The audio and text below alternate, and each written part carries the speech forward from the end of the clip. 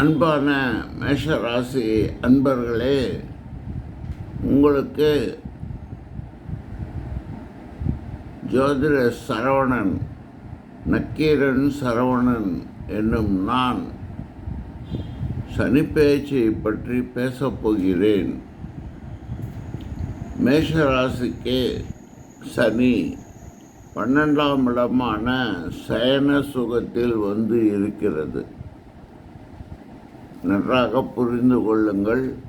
மற்றவர்களைப் போல இப்படியாகும் அப்படியாகும், நீங்கள் பிரமாதமாக இருப்பீர்கள் என்றெல்லாம் சொல்லாமல் நேருக்கு நேர் உண்மையை மட்டும் பேசுவதால் எனக்கு சங்கடங்கள் பல இருந்தாலும் நான் அவற்றையெல்லாம் பொருட்படுத்துவது இல்லை. என் சேனலை சப்ஸ்கிரைப் செய்து அதில் ஏதோ பெல் இருக்கிறோம், அதையும் அடித்து விடுங்கள். அப்படி செய்தால் உங்களுக்கு நான் செய்யும் மற்ற பதிவுகளும் பழைய பதிவுகளும் படிப்பதற்கும் படித்து ஜோதிடத்தை புரிந்து கொள்வதற்கும் ஏதுவாக இருக்கும் என்று அறிமுகப்படுத்தி கொண்டு இம்மீடியட்டாக நாம் பலனை பார்க்க போகலாம். மேஷராசிக்கு சனி 12ஆம் வீட்டில் வருவதும் அங்கு இருந்து மேஷராசிக்கு 2ஆம் வீடான ரிஷபத்தையும் கன்னியையும்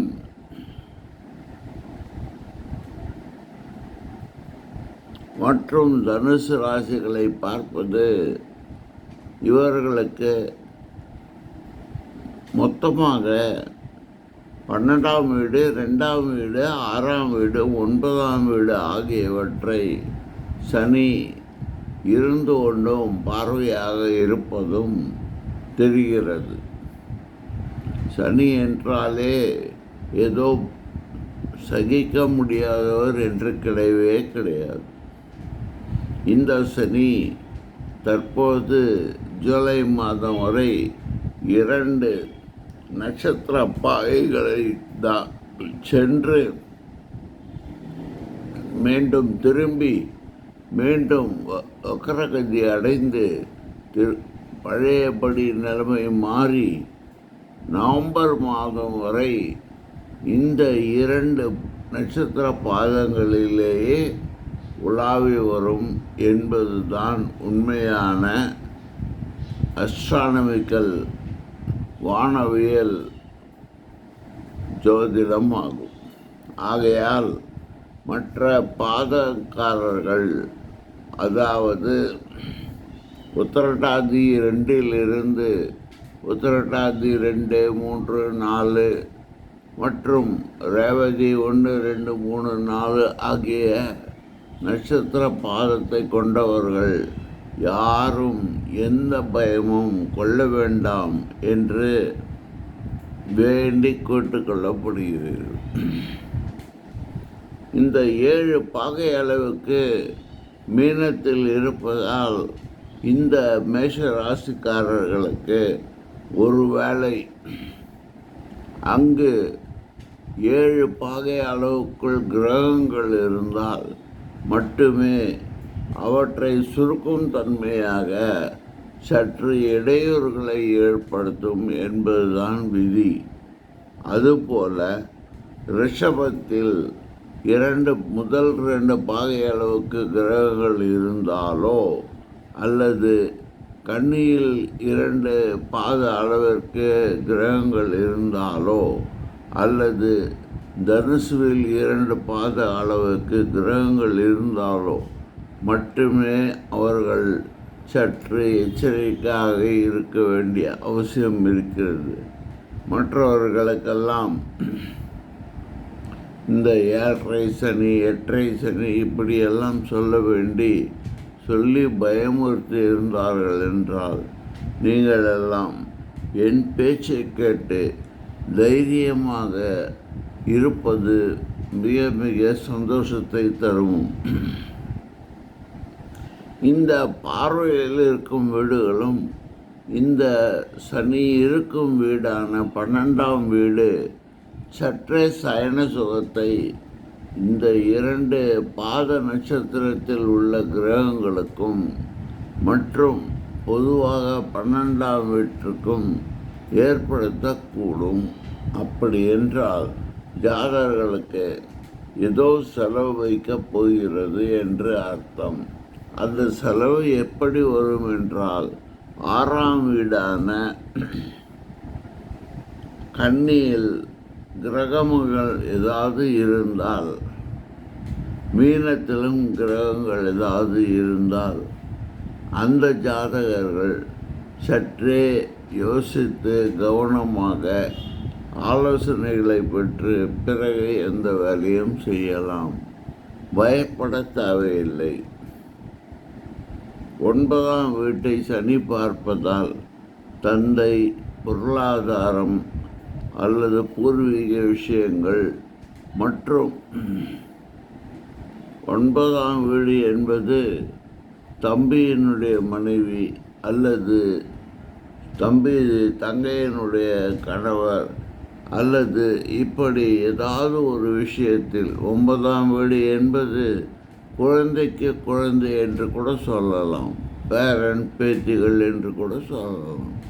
இப்படி எந்த காரகத்தை வேண்டுமானால் நீங்கள் நுணுக்கி ஆராய்ந்து கண்டுபிடித்து அவற்றுக்கான தீர்வுகளை கண்டுபிடிப்பது மிகவும் நல்லது. பயந்து கொண்டு சனி பெயர்ச்சி வந்துவிட்டது, தற்கணிதப்படி வந்துவிட்டது, வாக்கியப்படி வரவில்லை, இப்படி அப்படி என்று எந்த விதமான கலவரமும் கொள்ளாமல் வானவியல் சாஸ்திரத்தில் சொல்லியபடி சனி கட்டாயமாக மீனத்துக்கு வந்துவிட்டதோ என்பதும் அதற்குண்டான அறிகுறிகள் வானவியல் உலகவியல் விஷயங்களில் நடைபெற்று கொண்டு இருப்பதும் முக்காலும் உண்மை என்பதால் தயவுசெய்து நான் சொல்லும் இந்த விஷயங்களில் மேஷராசிக்காரர்கள் யோசித்து பயன்படுத்தி தப்பித்து கொள்ள பாருங்கள். மேஷராசிக்கு 12/6 என்று சொல்லிவிட்டதால் கூடவே 8ஆம் வீடான விருச்சிகத்தில் ஏதாவது ஒரு கிரகங்கள் இருந்து அது இந்த 6, 12 இவைகளையும் கனெக்ட் செய்தால் ஒரு மருத்துவ இடையூறுகளும் துன்பங்களும் வரலாம். மீண்டும் மீண்டும் சொல்கிறேன், இது ஒரு எச்சரிக்கை தான். உடனே பயப்பட தேவையில்லை. அப்படியே இருந்தாலும் முதல் 2 நட்சத்திர பாதங்களில் உள்ளவர்கள் மட்டும் இந்த ஆலோசனையை நன்றாக கவனமாக படித்து ஆய்வு செய்து பயப்படாமல் இருக்கும்படி கேட்டுக்கொள்கிறேன். ஒருவேளை விருச்சிகத்தில் ஏதாவது ஒரு கிரகம் இருந்து அது தன்னுடைய ஆளுமையின் காரணமாக மீனத்தையோ கன்னியையோ ஆக்டிவேட் செய்தால் ஜாதகர்களுக்கு மருத்துவ சம்பந்தமான பிரச்சனைகளோ அல்லது 8ஆம் வீடான விருச்சிகமாக இருப்பதால் இவர்களுக்கு ஹைட்ரசல், பிபி, ஸ்டோன் பிளாடர் மற்றும் இது சம்பந்தமான பிரச்சனைகள் வரக்கூடும். அவ்வளவுதான். வந்தால் மருத்துவரை அணுகி தீர்வு பெற்றுக்கொள்வது மிகவும் நல்லது.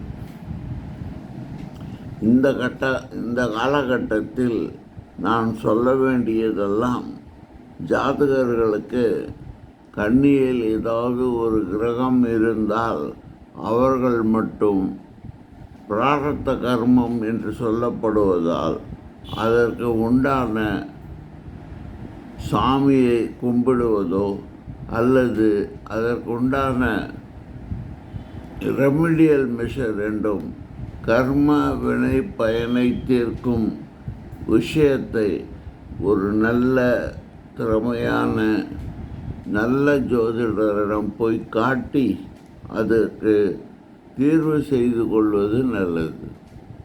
மற்றவர்கள் யாரும் பயப்பட தேவையில்லை. அதுவும் மேஷராசிக்காரர்கள் தைரியமாக இருந்து இந்த காலகட்டத்தை தப்பித்து கொண்டு போவது நல்லது. பூர்வீக சொத்து அவற்றை பற்றியும் பயப்படாமல், அல்லது வம்பு வழக்கு ஏதாவது இருந்தால் அதை வாய்தா வாங்கி தள்ளுவது மிகவும் நல்லது. நன்றி, வணக்கம்.